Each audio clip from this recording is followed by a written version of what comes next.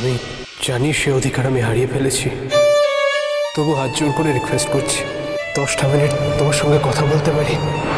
তোমার সঙ্গে তো আমার সব কথা শেষ হয়ে গেছে।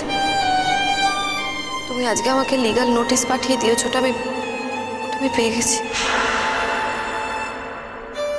আর যত তাড়াতাড়ি সম্ভব ওটা আমি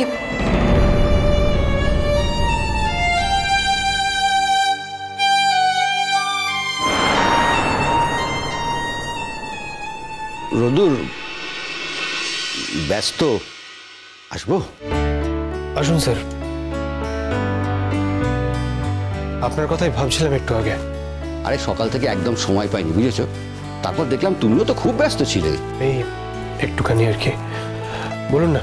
এ কি তোমার শরীর এরকম লাগছে কেন? শরীর ঠিক আছে তো? শরীর একদম ঠিক আছে স্যার। এটা তো আপনার স্বভাব, আপনার সবসময় মনে হয় আমি নাকি অসুস্থ, আমার চোখ মুখ শুকিয়ে গেছে। আই এম পারফেক্টলি ওকে, চিন্তা করবেন না, বলুন। আরে আমি একটা কথা জানতে এসলাম, বুঝেছো? বসো।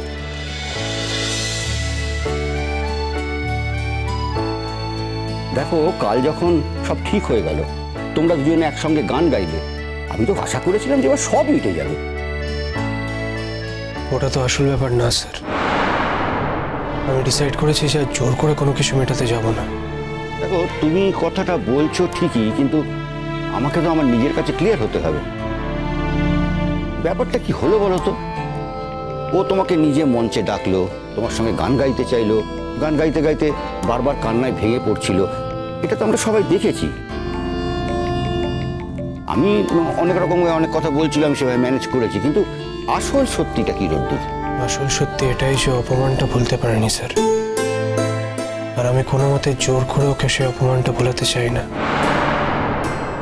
জোর করে কি কোনোদিন অপমান ভোলানো যায়? তার চেয়ে বরং আমি অপেক্ষা করব স্যার। ও যদি কোনোদিনও নিজে থেকে সেই দিনটা ভুলতে পারে, যদি নিজে থেকে আমাকে ক্ষমা করতে পারে, তাহলে নিশ্চয়ই ফিরে আসবে।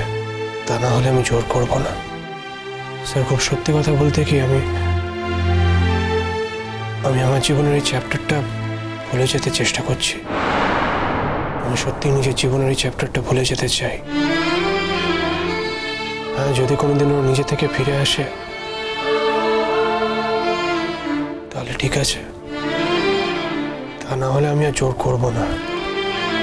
স্যার, আপনাকে আমার একটা রিকোয়েস্ট আছে। আমি জানতাম আপনি আজকে এই প্রশ্নগুলো আমাকে করবেন, করাটাই স্বাভাবিক। আমিও তাই আপনাকে উত্তরগুলো দিলাম। আমি তো সবটা আপনাকে খুবই পরিষ্কার করে বললাম স্যার।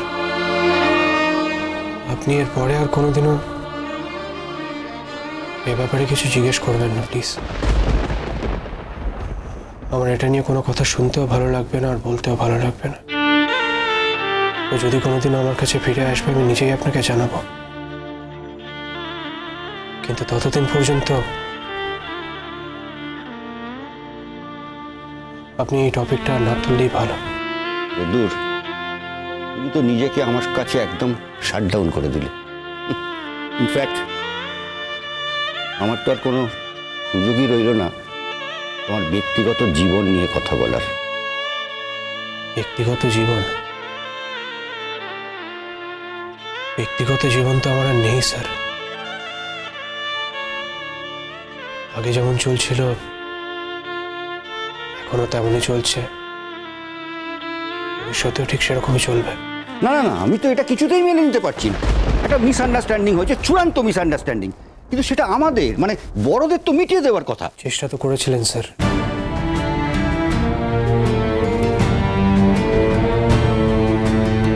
আপনি কি চেষ্টা করেননি?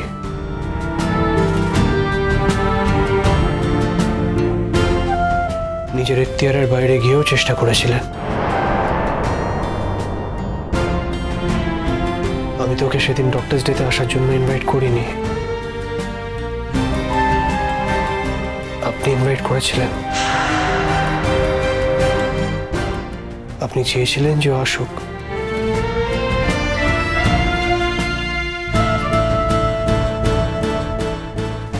ও এসেছিল, কিন্তু শুধুমাত্র এটুকু প্রমাণ করতে যে যে আমি ছোট হতে পারি কিন্তু ও ছোট না।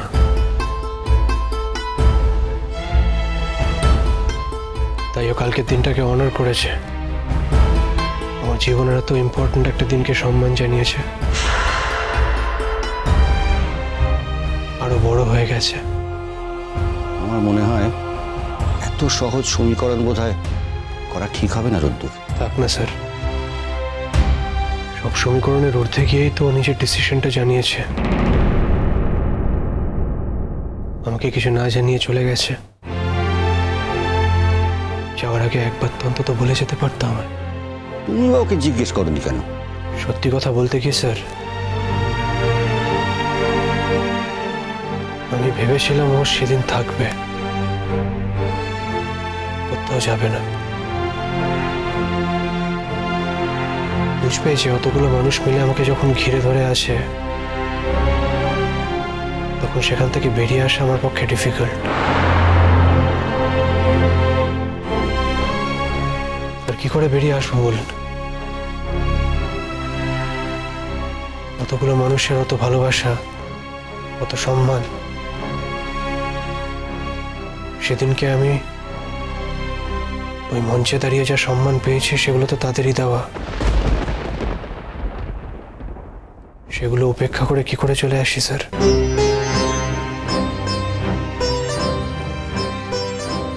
আমি আসলে বুঝতেই পারিনি কত কিছু হয়ে যাওয়ার পরে ওইভাবে চলে যেতে পারে। ভাবতেই পারিনি আমাকে না বলেও সত্যিই চলে যাবে। অন্তত একবার তো আমাকে বলে যেতে পারতো স্যার। যখন এত কিছুর পরেও না বলে চলে গেল, তাহলে আমাকেও বুঝে নিতে হবে যে ও আর আমার কাছে ফিরে আসতে চায় না।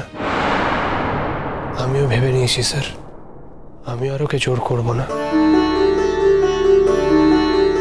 আর জোর করে কি কখনো ক্ষমা পাওয়া যায় স্যার? করে তো কখনো ক্ষমা পাওয়া যায় না। আমি মানলাম আমি ভুল করেছি,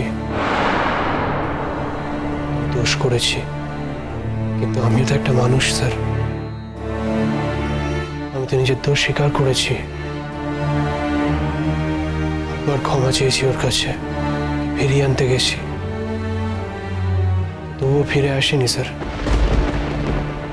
আমি তো আমার তরফ থেকে চেষ্টা করেছি স্যার, তারপরেও যদি আমাকে ক্ষমা না করে, আমি আর জোর করে ক্ষমা দাবি করি কি করে বলুন?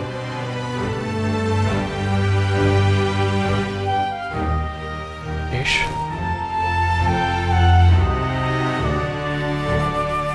আমি সারা জীবন এইটুকুই চাইবো যে ওর মতো করে ভালো থাকুক, আমিও আমার মতো থাকবো।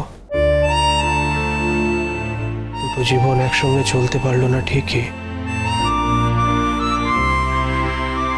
সমান্তরালে চলবে। তুমি বুঝতে পারছো রোদ্দুর, এই কথাটা শুনতে আমার কতটা খারাপ লাগছে? পারছি স্যার, কিন্তু কি করবো বলুন? আমিও তো অপারক,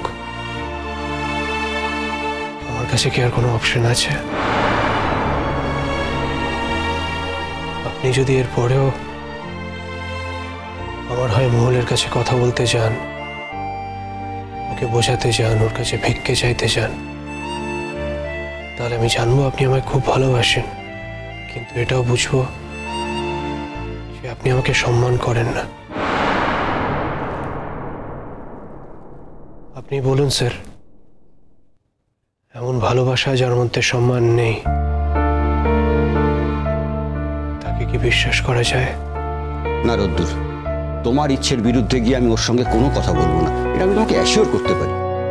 কিন্তু আমার তো খারাপ লাগছে অন্য জায়গায়।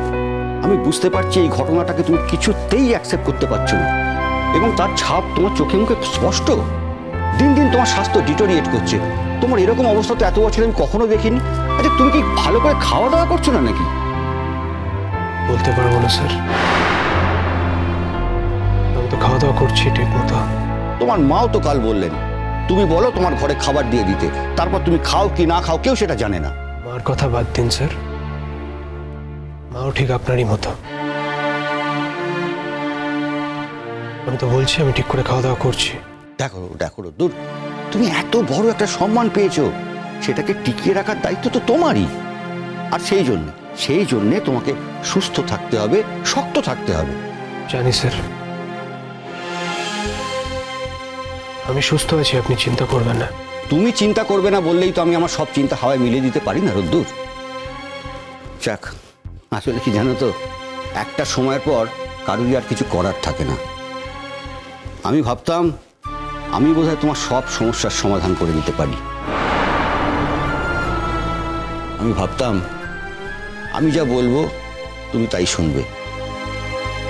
সেটা কিন্তু ঠিক নয়, সেটা দাবি করা ভুল। সত্যি তো, সব সমস্যার কি সমাধান হয় রোদ্দুর? দেখো, আমি আমার দিক থেকে দাঁড়িয়ে যা বলবো, তোমার দিক থেকে দাঁড়িয়ে তুমি সেটা মেনে নিতে নাও পারো। সেটাই তোমার মেনে নেওয়া উচিত। আমি কিন্তু আপনাকে হার্ট করতে চাইনি স্যার।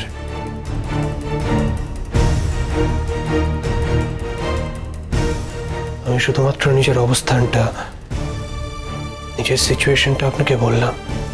সত্যি তো, এরপরে তোমার সম্পর্কে মৌলের কাছে কিছু বলা কি চাওয়ার মতো? আমি কি তোমাকে এত ছোট করতে পারি রোদ্দুর? আমরা সেই দিনের অপেক্ষায় থাকি যেদিন মহুল বুঝবে। মনে মনে আমি বিশ্বাস করি একদিন নিশ্চয়ই ও শুভবুদ্ধির উদয় হবে। একদিন ও ঠিক বুঝতে পারবে যে ও একটা হীরের টুকরোকে অসম্মান করে মাটিতে ফেলে দিয়েছে। আমি নিজেকে এত বড় করে দেখি না স্যার, আর এসব শুভ বুদ্ধি টুদ্ধি কিছু না। আমরা তো সত্যি ওকে অসম্মান করেছে, আর সেই অসম্মানের কষ্ট, সেই অসম্মানের বেদনা ওকেই ভোগ করতে হয়েছে। সত্যি তো, আমরা দিনের পর দিন ওকে অবিশ্বাস করেছি। সেটা তো ওকে প্রতি মুহূর্তে কষ্ট দিয়েছে। সেই কষ্ট, সে বেদনা যদি ও কোনোদিন ভুলতে পারে তাহলে নিশ্চয়ই আসবে। আমিও সেদিনের জন্য অপেক্ষা করব। বেশ রোদ্দুর, রাজস্থান থেকে একটা কনফারেন্সের ব্যাপারে ওখানকার মেডিকেল বোর্ড আমাকে একটা চিঠি পাঠিয়েছে। ওরা চাইছে তোমাকে রিপ্রেজেন্ট কর। রোদ্দুর প্লিজ, রোদ্দুর এসো এসো বসো। রোদ্দুর কি হয়েছে? রোদ্দুর প্লিজ। আরে ডক্টর, নার্স প্লিজ, আমি ঠিক এটাই অ্যাপ্রিয়েন্ট করেছিলাম। আমি জানতাম এরকম কিছু একটা ঘটবে। রোদ্দুর, রোদ্দুর প্লিজ ওয়েক আপ। রোদ্দুর, রোদ্দুর ওয়েক আপ। রোদ্দুর, আরে কি হলো ডক্টর, নার্স আসুন। আরে দেখুন না, কথা বলছিলাম, কথা বলতে বলতে হঠাৎ মনে সেন্সলেস হয়ে গেছে। দেখুন তো তাড়াতাড়ি পালসটা দেখুন। আরে ডক্টর ঘোষালকে কল করুন, ডক্টর ঘোষালকে কল করুন তাড়াতাড়ি। ধরুন ধরুন ধরুন ধরুন, ওকে নিয়ে যেতে হবে। আসুন আসুন। আর কোথায় লোক? কোথায়? আর কোথায়? আরে লোক কোথায়? এসে এদিকে এসো, এদিকে এসো, এসো। ধরো, হ্যাঁ পাটা একজন ধরো, পা ধরো একজন, পা ধরো।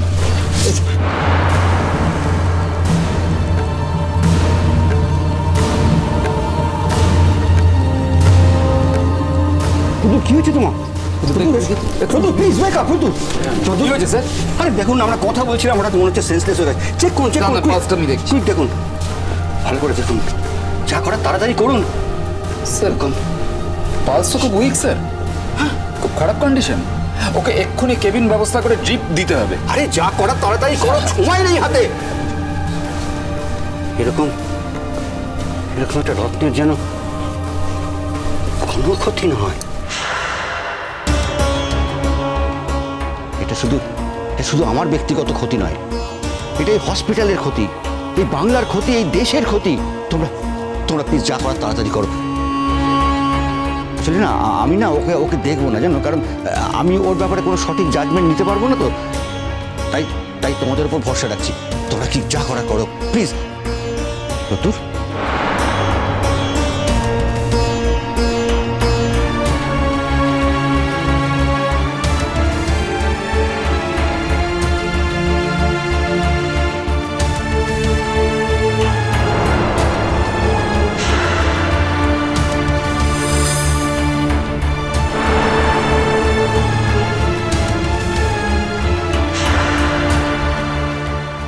দিনের পর দিন না খাওয়া, কতদিন যে না খেয়ে আছে তার ইয়ত্তাও নেই।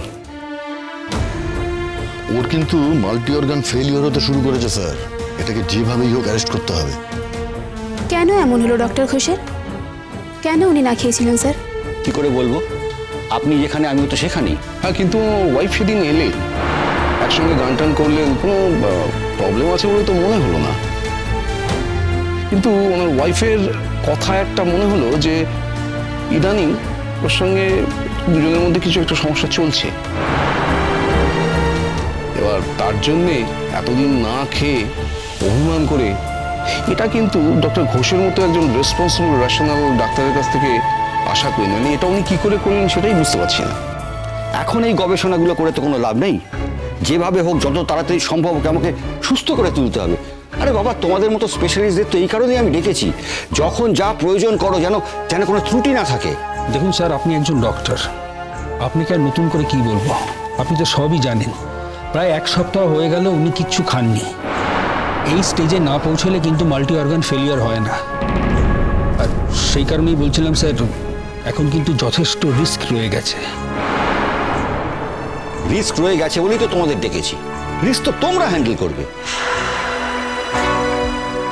কি বলতে চাইছো বলো তো?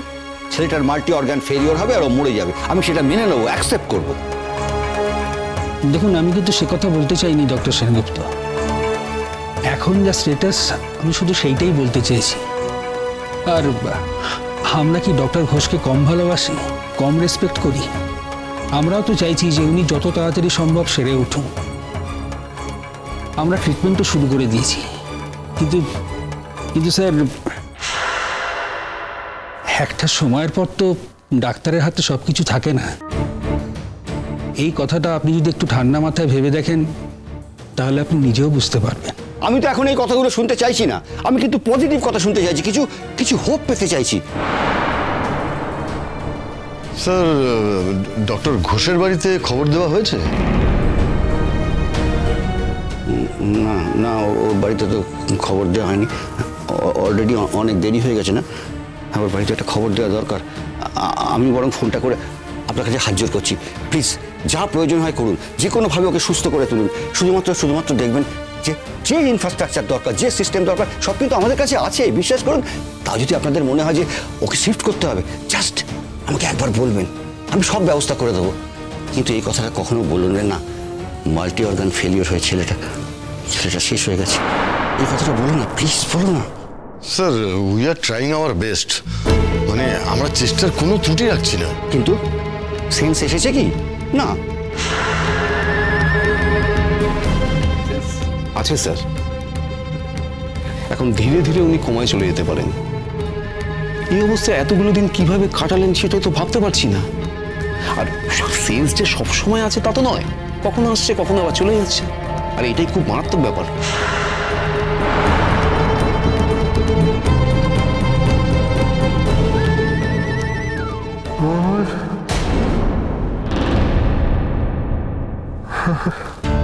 ডক্টর ঘোষ, দেখি আমাকে দেখতে দাও। রোদুর আমি তোমার স্যার। রোদুর প্লিজ।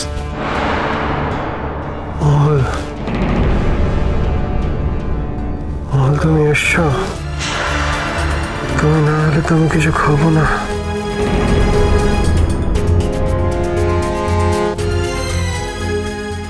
আমি তো নিজের কাছে নিজে শপথ করেছিলাম মোহর, তুমি যতক্ষণ না আসছো আমি কিচ্ছু খাবো না। এখন তুমি এসছো, এখন আমার শান্তি হচ্ছে, হালকা লাগছে, খুব হালকা লাগছে। মনে হচ্ছে আমি ভেসে ভেসে কোথাও চলে যাচ্ছি।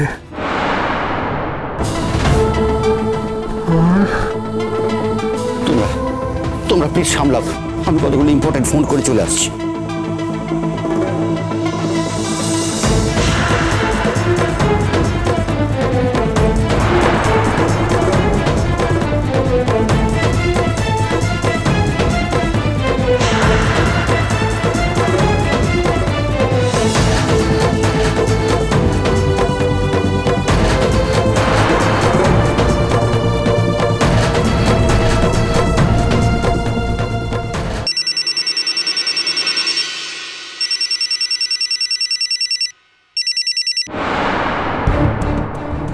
হ্যালো, আমি ডক্টর দেবজ্যোতি সেনগুপ্ত বলছি।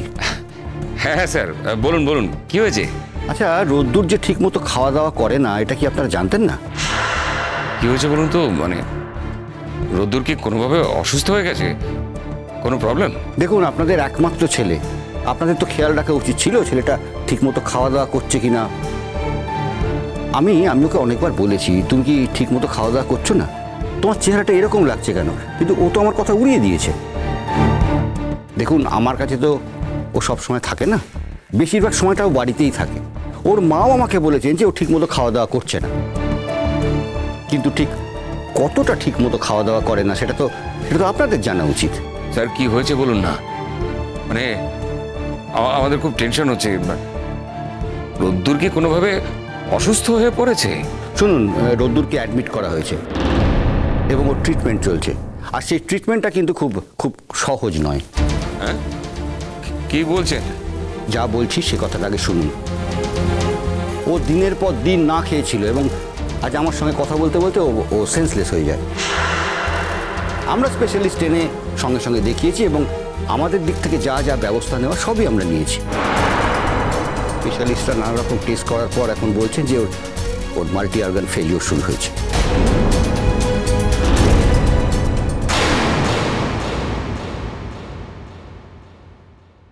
হ্যাঁ, শুনলে তুমি নিশ্চয়ই খুশি হবে যে রোদ্দুর হসপিটালে ভর্তি হয়েছে। কি? হ্যাঁ, যা বললাম তাই। রোদ্দুরের অবস্থা খুব ক্রিটিক্যাল।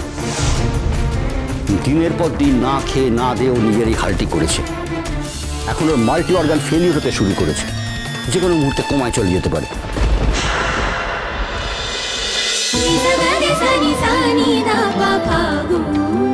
চলো চলো চলো চলো পাল্টাই।